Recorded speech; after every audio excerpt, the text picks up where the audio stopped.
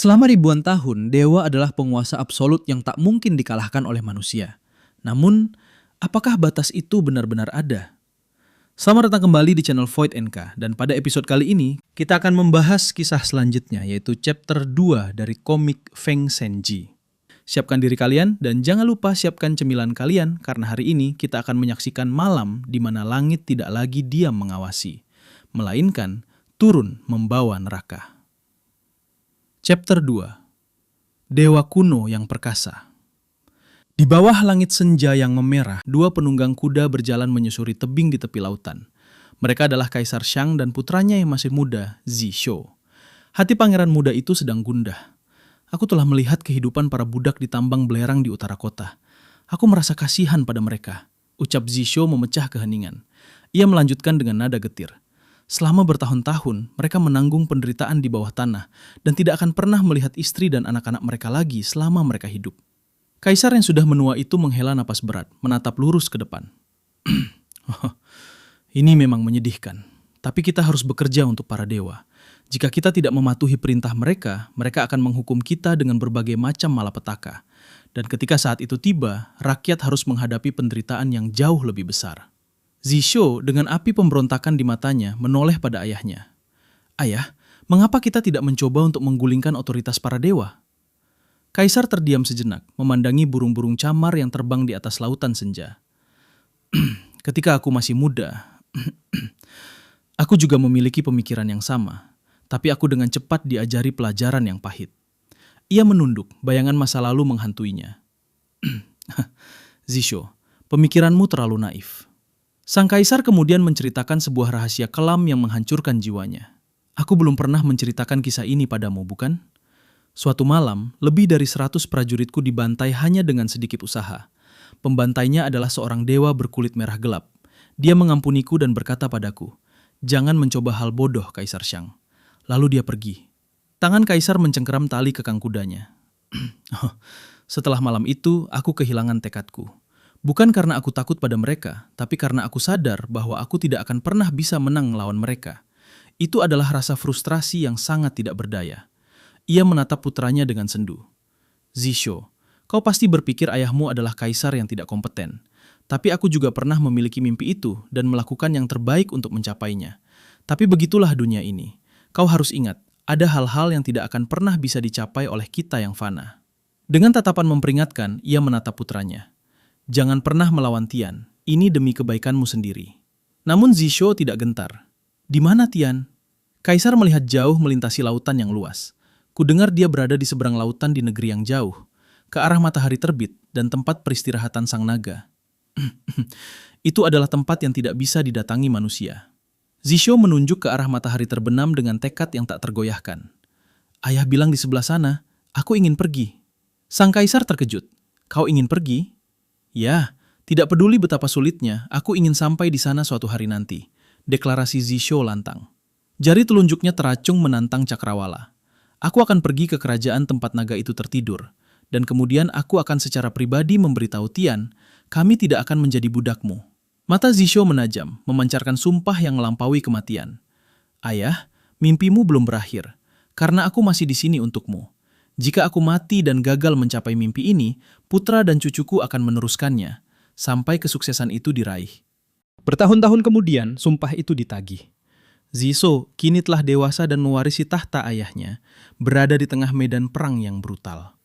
Seekor kuda perang hitam berbaju zirah meringkik ganas. Zisho berada di pelana kuda, menggenggam pedang merah yang memancarkan aura membunuh. Ia melihat ke bawah dengan gagah berani, berhadapan langsung dengan sesosok dewa yang dikenalnya. Dewa berkulit merah gelap yang memakai topi jerami. Dewa yang sama yang telah menghancurkan semangat ayahnya. Bentrokan berdarah tak terelakkan. Zisho merasakan tekanan yang luar biasa dari lawannya. Tekanan yang mengerikan. Ini bukan prajurit biasa yang dikirim oleh para dewa, batinnya. Matanya membelalak menyadari identitas musuhnya. Itu kau, dewa perkasa dengan kulit merah gelap. Aku sudah tahu tentangmu sejak aku berumur 10 tahun. Dewa itu menggertakkan giginya menahan amarah. Dalam kekacauan jarak dekat, sang dewa berkulit merah menerjang kuda hitam Zisho. Ia mencengkram kaki dan wajah kuda hitam itu. Dewa berkulit merah itu menarik lengannya perlahan, mengumpulkan tenaga yang tidak masuk akal. Ia kemudian melontarkan kuda sang kaisar Shang. Dan seketika, Ziso pun kehilangan keseimbangannya. Dengan satu ayunan raksasa, dewa itu melontarkan pukulan yang menghancurkan. Pam! Pukulan itu menghantam telak. Hantaman murni yang menghancurkan tulang dan daging. Kuda perang hancur lebur seketika. Dan Ziso menerima dampak mematikan yang mematahkan tulang rusuknya dengan bunyi retakan yang mengerikan. Darah meledak di udara. Ziso terpental mundur dengan kecepatan kilat. Dalam rasa sakit yang membutakan, ia akhirnya mengerti. Kekuatan gila ini, inilah yang membuat ayahku berlutut dan meruntuhkan moralnya seumur hidupnya. Sangat kuat. Tubuh sang kaisar terlempar seperti boneka kain, menghantam tembok benteng batu yang tebal hingga hancur berantakan. Ledakan debu dan darah memenuhi udara, disaksikan oleh pasukan Shang dan Zhou yang terpaku ngeri. "Kaisar!" teriak salah seorang prajurit dengan panik. Di sela-sela debu reruntuhan, Kaisar Wu, Jiva menyadari realitas yang brutal. Jadi inikah perbedaan antara manusia dan dewa? Bahkan tidak ada manusia yang terbuat dari darah dan daging yang bisa menahan pukulan seperti itu dan tetap selamat. Bahkan seorang kaisar yang paling tangguh sekalipun. Tidak sebanding. Tangan sang dewa masih mengepal, mengeluarkan aura asap seolah baru saja melepaskan tenaga vulkanik. Dalam pertunjukan kekuatan yang sangat luar biasa itu, tekad Kaisar Ziso dari Shang untuk bertarung, bersama dengan seluruh prajuritnya, terhapus dalam satu pukulan tunggal. Jejak darah panjang membekas di tanah. Gema medan perang langsung bungkam saat setiap prajurit Zhou merasakan teror dari para dewa. Hasil dari pertempuran ini telah ditentukan dalam sekejap. Pasukan Zhou menatap penuh kelegaan. "Ya, untungnya kita bukan musuhnya," sahut salah satu prajurit. Dari atas kereta kudanya, Jiva memandang dingin ke arah medan pertempuran. "Kaisar Ziso, ini adalah hasil yang tak terelakkan," ucapnya. "Kau tahu bahwa hal ini tidak mungkin dilakukan, jadi mengapa kau memaksakan dirimu?" Di dekatnya, Xuanzai terkekeh dengan suara parau yang menyeramkan. "Aku tidak menyangka kehadiranmu. Kau menyia-nyiakan kehormatan itu untuk Kaisar Ziso." Xuanzai tersenyum lebar, memamerkan deretan giginya yang mengerikan sambil menatap ke arah sang dewa yang baru saja melancarkan pukulan mematikan. "Tian Kui, pemimpin afiliasi petarung terkuat, 1 dari 6 afiliasi surga. Dengan campur tanganmu, semuanya diselesaikan sekaligus." Di sisi lain, Tian Kui, dewa berkulit merah yang luar biasa itu, berdiri membelakangi mereka dan segera memperingatkan. "Xuanzai, membunuh Kaisar Ziso ini tidak semudah yang kau bayangkan." Dengan topi jerami menutupi separuh wajahnya, ia melanjutkan. "Tian menganggap masalah ini sangat penting. Semua dewa tingkat tinggi telah turun tangan." "Oh, itu sangat aneh. Maksudmu, para dewa agung dari 6 afiliasi ada di sini?" tanyanya tak percaya. Tian Kui menolehkan kepalanya sedikit, menampilkan sudut bibirnya yang kaku. "Bukan hanya itu." Mendengar hal itu, mata Xuanzai terbelalak kaget. Sebuah kengerian baru tiba-tiba menyergap. Xuanzai mendongak menatap langit, wajahnya membeku dalam ketidakpercayaan yang mutlak. "Tidak mungkin," ucapnya lirih. Tiba-tiba, tanah bergetar hebat. Pasukan Zhou tersentak kaget, secara refleks mengangkat perisai mereka dan melihat sekeliling dengan waspada saat bebatuan di bawah kaki mereka mulai retak dengan suara gemuruh yang keras. Di tengah kekacauan itu, komandan elit pasukan Shang kebingungan. Namun ia segera menyadari skala guncangan ini, matanya menajam. "Ini bukan gempa bumi biasa." Benar saja, sebuah bayangan hitam raksasa melesat di udara dengan kecepatan kilat, diiringi suara gemuruh dahsyat yang menyapu tanah. Angin ribut berskala badai menerjang, membuat pepohonan di hutan melengkung tak berdaya menahan tekanannya. Jiva menatap langit dengan wajah tegang. Seekor leviatan dengan ukuran raksasa yang mampu mengguncang bumi sedang mendekat, batinnya berkecamuk. Matanya terus menatap ke atas. "Aku belum pernah melihat hal seperti itu. Makhluk apa itu?" Mata kuning raksasa menyala menembus gumpalan kegelapan di langit. Ziyu yang menyadari kehadiran makhluk tersebut menghindari medan perang, dengan segera ia pergi menuju bagian atas benteng batu. Ia menunduk sebentar. "Aku tidak menyangka hal-hal akan menjadi seperti ini." Kemudian ia memandang ke atas, sepenuhnya menyadari malapetaka apa yang sedang mendekat. Sepertinya akan ada banyak gangguan kali ini, batinnya. Di bawah tembok benteng, barisan pasukan Xiang dan Zhou mendongak serentak. Mulut mereka ternanga menggemakan decak kagum sekaligus ngeri melihat bayangan raksasa yang terus melintas di atas mereka. Ini tidak mungkin nyata, kan? Ucap seorang pria berotot dengan keringat dingin memucur di wajahnya. Di sebelahnya salah satu prajurit Zhou bergumam gemetar. Itu adalah... Ziyu menatap dari atas benteng dengan raut wajah sangat serius. Hewan kuno dan suci yang hanya bisa dikendalikan oleh Tian. Itu artinya siluet hitam raksasa berekor panjang meliup elegan namun mematikan, ukurannya begitu masif hingga menutupi sumber cahaya sepenuhnya. Makhluk mitologis itu kini sepenuhnya melayang di atas kota Xiang. Itu adalah seekor naga. Komandan pasukan elit Xiang menelan ludah, ketakutan mulai menguasainya. Bahkan penguasa para dewa telah turun tangan. Kepanikan seketika meledap. Pria berotot tadi membelalakkan matanya histeris. Ini naga. Aku hanya pernah mendengarnya dalam legenda. Aku tidak pernah percaya aku akan melihatnya sendiri. Sementara bayangan naga purba itu membuat kepanikan pecah di medan perang. Langkah kaki tergesa-gesa menggema keras menaiki tangga kayu demi tangga kayu. Wugeng berlari sekuat tenaga, terengah-engah membelah keheningan yang mencekam, berpacu dengan waktu sebelum amarah sang penguasa langit menghancurkan segalanya. Di puncak Zai Xinglo yang dihiasi deretan lampion merah yang menyala terang, Wugeng akhirnya bertemu dengan ibunya. Hah, ibu, serunya. Di ujung balkon, Daji berdiri dengan anggun dalam balutan gaun putih, memegang sebuah bejana emas di tangannya. Ia menoleh dengan raut wajah lega.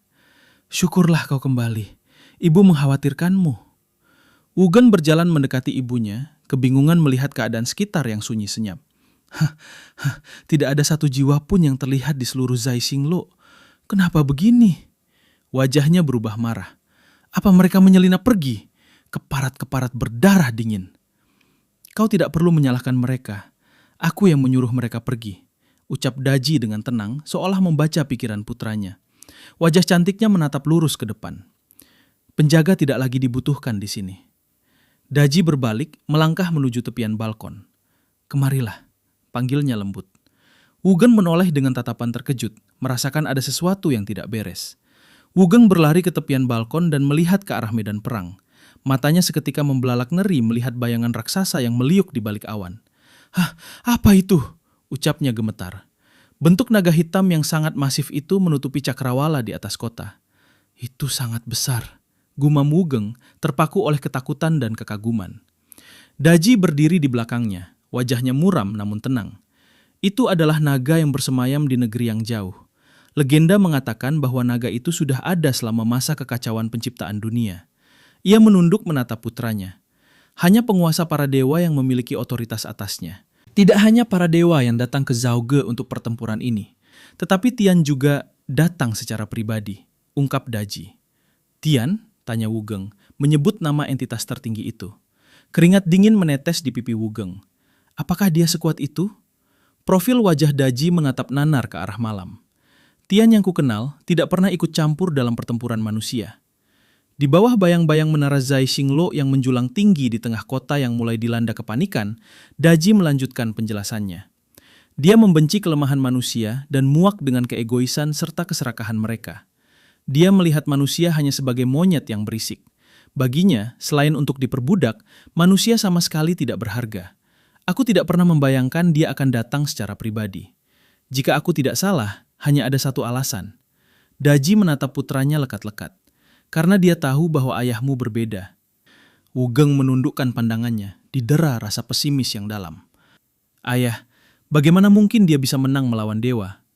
Daji menyerahkan bejana emas yang sejak tadi dipegangnya kepada Wugeng. Kita tidak boleh menyerah pada harapan sampai akhir. Bukanlah hal yang mustahil untuk menggulingkan para dewa, bahkan Tian sekalipun. Karena ayahmu mengetahui fakta ini, dia mampu mengumpulkan tekad untuk menentang mereka. Dengan anggun, Daji mencelupkan jari telunjuknya ke permukaan air di dalam bejana tersebut. Aku ingin kau melihat pertempurannya dengan jelas. Kemudian Wugeng menatap bejana di tangannya. Matanya terbelalak tak percaya melihat apa yang ada di depannya. Aku melihat gambaran di dalam air. Ia mendekatkan wajahnya. Itu tepat di luar Zauge. Permukaan air itu secara ajaib memproyeksikan gambaran pertempuran luar biasa yang sedang terjadi di luar benteng, menampilkan Kaisar Wu yang berdiri di atas kereta perangnya. Kau dapat mengubah sudut pandangmu dengan memutar bejana itu, jelas ibunya. Wugeng benar-benar takjub. Sungguh ajaib, ibu. Bagaimana ibu melakukan ini? Fokus berpindah pada bibir Daji yang menyuarakan sebuah kebenaran yang tak masuk akal bagi manusia biasa. Ini adalah kekuatan ilahi, penglihatan peramal. Wugeng membeku. Kekuatan ilahi? Daji akhirnya menoleh sepenuhnya, menatap putranya dengan tatapan yang sangat dalam dan serius. Lampion merah menyala di latar belakang malam. Dulu, aku adalah salah satu dewa. Pengakuannya memecah keheningan. Daji melanjutkan kisah hidupnya yang selama ini terkubur. Namun, orang yang kucintai adalah seorang manusia biasa.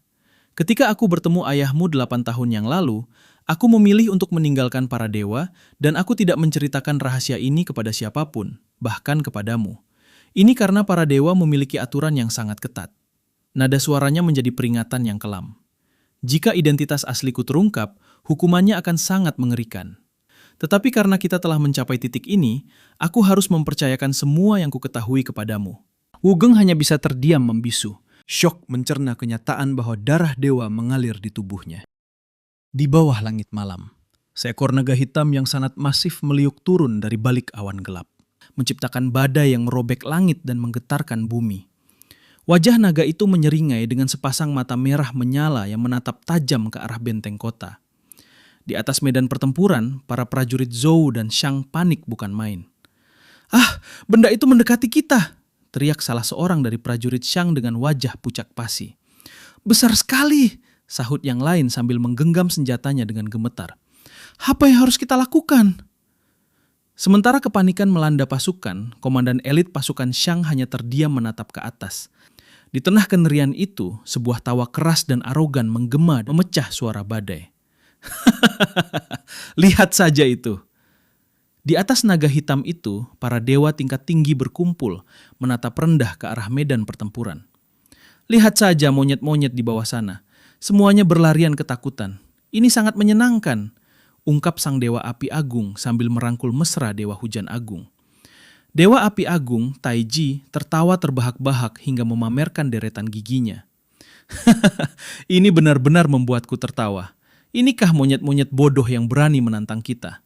Ini terlalu menyedihkan, ejeknya. Namun, Liu Yue menatap ke bawah dengan raut wajah sendu. Aku merasa kasihan pada mereka. Mendengar itu, sang dewa wabah agung menukas.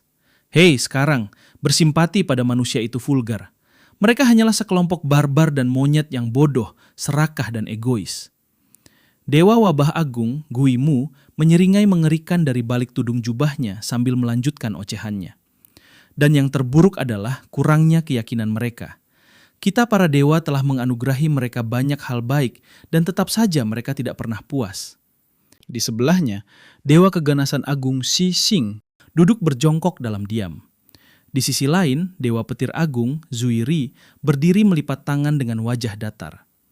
Meskipun tahu mustahil untuk menang, mereka tetap menantang kita. Ini benar-benar aneh. Sejujurnya, aku tidak mengerti motivasi mereka melakukan ini, gumamnya. Mabuk oleh keilahiannya, Taiji kembali berteriak, kali ini ditujukan kepada dewa petarung di bawah sana. Haha, aku tidak peduli soal itu. Aku hanya suka bermain. Tian Kui dari faksi petarung. Aku tidak akan membiarkanmu bergerak lagi. Begitu kau melakukan sesuatu, kau membunuh mereka semua. Itu tidak menyenangkan sama sekali. Tian Kui yang masih berdiri di sela-sela jasad kuda Kaisar Shang memperingatkannya dengan dingin. Tian sedang mengawasimu. Jika kau membantai makhluk fana, dia tidak akan senang. Taiji langsung meradang. Hei, jangan gunakan Tian untuk mengintimidasiku.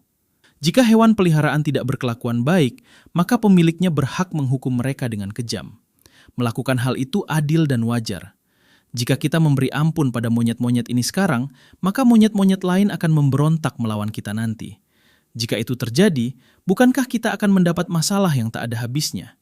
Tian telah mengiyakan dalam keheningannya. Kita bisa melakukan apa saja yang kita suka pada monyet-monyet di bawah. Kaisar Wu, Jiva, dan para prajurit manusia hanya bisa menatap ke arah mereka dalam diam, menyadari betapa kecilnya posisi manusia di mata para entitas ini. Mendengar semua ocehan itu, Sising geram tidak sabar. Cukup, cepat mulai saja. Kesabaranku sudah menipis. Namun, Zuiri sang dewa petir justru menolak untuk ikut campur. Kalian silakan saja, jangan libatkan aku. Aku sama sekali tidak tertarik dengan hal semacam ini. Hei, kau melewatkan kesenangannya, panggil Guimu. Tanpa membuang waktu, Guimu sang dewa wabah langsung melesat terjun dari atas naga bak komet jatuh. Dewa keganasan agung, Guimu, tiba di medan perang. Asap hitam pekat mulai menguar dari tubuhnya, mengejutkan para prajurit di sekitarnya. Ia lalu menatap para prajurit Xiang di bawahnya dengan tatapan meremehkan. Monyet-monyet kecil, jika kalian melakukan hal buruk, kalian akan dihukum. Mimpi buruk kalian baru saja akan dimulai. Nah, kalau begitu, pertama, mari kita mulai dengan permainan kecil yang santai. Guimu menghantamkan tinjunya ke arah prajurit itu, melepaskan energi gelap yang mengerikan. Manjakan mata kalian dengan kabut nekrogen milikku. Ledakan miasma dahsyat terjadi. Asap beracun hitam pekat meledak di tengah-tengah formasi pasukan Xiang di bagian gerbang benteng. Para prajurit Xiang mulai terbatuk-batuk, meringkuk kesakitan saat kabut itu menyentuh kulit mereka. Kaisar Wu kemudian memerintahkan pasukannya dengan panik. Semua prajurit Zhou, mundur segera! Para prajurit Zhou mulai berhamburan menghindari kabut tersebut. Ziyu yang mengetahui ancaman kabut itu langsung menuju turun dari atas benteng. Kabut ini adalah miasma beracun yang pekat. Para prajurit Xiang tidak akan selamat. Aku harus menyingkirkannya secepat mungkin. Batinnya bersiap mengambil tindakan. Namun sebelum Ziyu sempat bertindak, sebuah bayangan besar menyergapnya dari langit. Hei, pendekar pedang hebat! Teriak sebuah suara menggelegar. Itu adalah Sising yang menukik tajam dengan mata biru menyala dan senyum buas.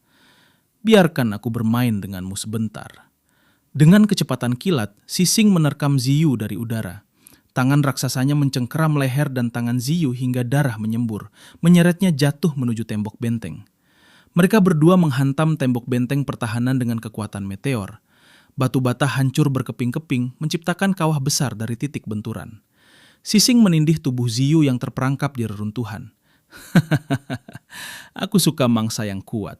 Semakin kuat mereka, semakin baik, ucap Sising sadis. Ia menatap lekat-lekat mata Ziyu yang masih bungkam. Makhluk fana, kau telah membunuh salah satu rekanku. Bagaimana kau melakukan itu? Tunjukkan padaku. Di saat yang sama, tepat di bawah mereka, efek dari kabut nekrogen mulai menunjukkan wujud aslinya. Suara jeritan parau menggema. Para prajurit yang menghirup kabut itu mulai bermutasi. Wajah dan tubuh mereka dipenuhi bisul-bisul besar yang menyiksa, meregang nyawa dalam penderitaan yang tak terbayangkan. Di tengah pekatnya kabut nekrogen yang mencekik, para prajurit elit Xiang bertumbangan satu persatu. Tubuh mereka kejang, mengerang lemah tanpa daya menahan racun mistis yang menggerogoti. Di antara lautan penderitaan itu, Dewa Wabah Agung, Guimu, berjalan santai dengan senyum bengis yang terukir di wajah pucatnya. Mortal yang lemah, bagaimana kalian bisa terlalu melebih-lebihkan diri kalian sendiri seperti ini? Cibir Guimu. Ia menatap mangsa-mangsanya dengan tatapan merendahkan. Pengkhianatan dan ketidakpatuhan terhadap dekrit Tian. Hukuman macam apa yang harus kalian terima? Guimu berhenti di dekat seorang prajurit yang masih tersadar, menatapnya dengan seringai iblis. Bisa juga kubiarkan kalian mengalami penderitaan dan siksaan yang sesungguhnya. Prajurit itu terbelalak ngeri. Tanpa peringatan, tangan Guimu bergerak dari belakang lehernya. Ia mencengkeram prajurit itu, di bawah pengaruh sihir mematikan itu. Tubuh prajurit itu mulai hancur dari dalam. Terdengar jeritan pilu yang menyayat hati, disusul suara mengerikan dari tulang-tulang yang hancur secara paksa. Gigi prajurit itu terlepas dengan cara yang tidak wajar. Tubuhnya mengering seakan energi kehidupannya diambil. Selesai. Dengan satu sentakan yang memuakkan, sebuah mahakarya kejam tercipta. Guimu mengangkat tinggi-tinggi sebuah kulit manusia yang utuh dan sempurna. Wajah korban di balik kulit itu membeku dalam raungan penderitaan abadi. Luar biasa, ini sangat indah. Taiji tertawa kegirangan, memuja hasil karyanya Guimu. Kalau soal menguliti manusia, kau memang yang terbaik, ucapnya pada sang dewa wabah itu. Dari atas naga, tontonan jagal itu disambut dengan sorak-sorai. Dewa api, Taiji, berseru ke bawah. Guimu, kuliti lagi untukku. Beberapa mantel kulitku akhir-akhir ini rusak. Ia menambahkan dengan nada manja. Tolonglah, kau tahu aku hanya memakai kulit manusia. Aku cenderung merasa tidak nyaman dengan kulit hewan. Guimu terkekeh mendengar permintaan Taiji. Bukankah kau sedikit terlalu cerewet? Ia menyahut dari bawah, memegang kulit manusia itu seperti mantel sutra. Aku tidak bisa menang melawanmu. Baiklah, aku akan memilihkan beberapa yang bagus untukmu. Jadi sebaiknya kau tidak menyalahkanku atas kurangnya moral atau hal-hal yang merepotkan. Jauh di bawah sana, Kaisar Wu, Jiva, menyaksikan semuanya dengan gigi gemeretak menahan amarah yang mendidih. Bajingan-bajingan ini, batin Jiva mengutuk. Mereka bercanda dan tertawa sambil membantai manusia dengan metode yang paling kejam. Mereka ingin semua orang melihat tindakan mereka dan mengetahui konsekuensi dari memberontak terhadap para dewa. Sang dewa wabah kembali melayang di atas tanah, mencari target berikutnya. Menurut dekret Tian, kita tidak boleh membunuh makhluk fana sesuka hati kita. Tenaga kerja kalian terlalu penting untuk itu. Namun prajurit Sang, hari ini adalah pengecualian. Kalian semua adalah jenis makhluk fana yang paling buruk dan pantas mati.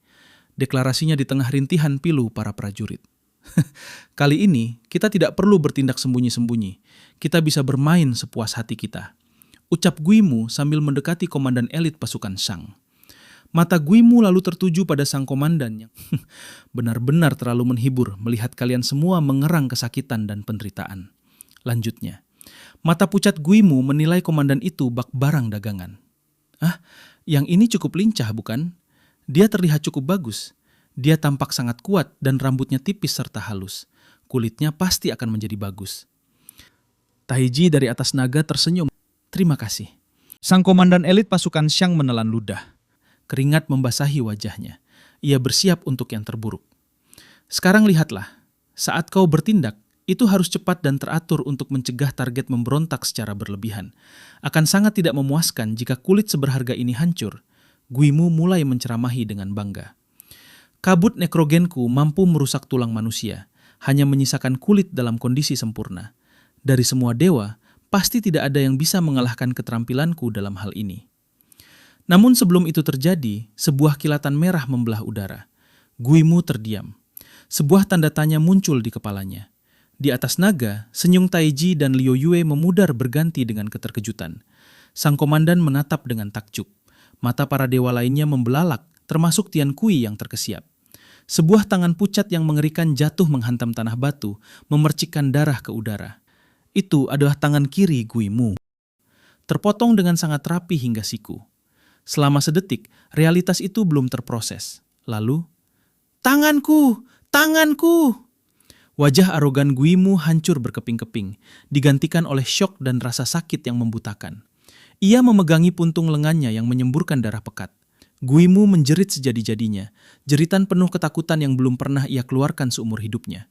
Di tengah jeritan menyedihkan sang dewa, sebuah suara bariton yang berat dan menekan memecah keheningan, mengalir dari belakang tubuh Guimu.